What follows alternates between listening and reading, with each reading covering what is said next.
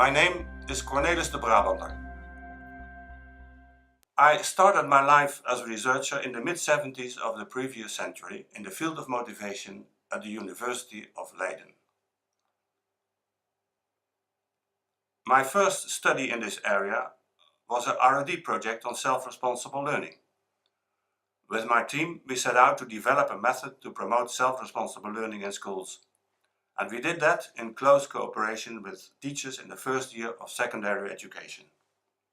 Searching for a theoretical basis for this research, I encountered, of course, constructs as intrinsic and extrinsic motivation as they were propagated in the early writings on self-determination theory. But with the arrogance of the young, I found these concepts inadequate. I did not know why, but that did not bother me at all at the time, and I created something of my own. My unbridled idealism in those days presumably was responsible for my disappointment about the capabilities of schools to foster self-responsibility, and that made me leave the field of motivation to pursue other interests.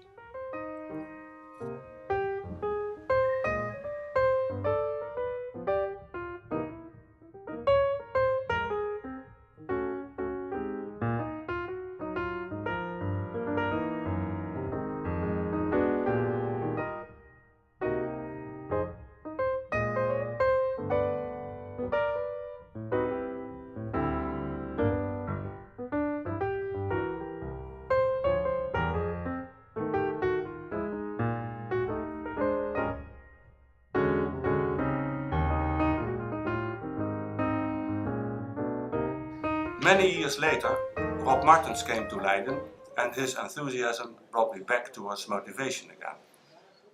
On re-entering, I found a scattered field.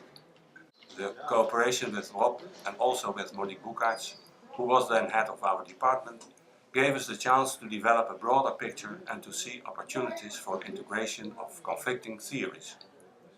I recognize my own early theoretical patchwork as another example of expectancy value theory, and in the personal object theory of Andreas Krab, I finally found the words to articulate my own early objections against current definitions of intrinsic and extrinsic motivation, or, for that matter, of intrinsic and other kinds of subjective value.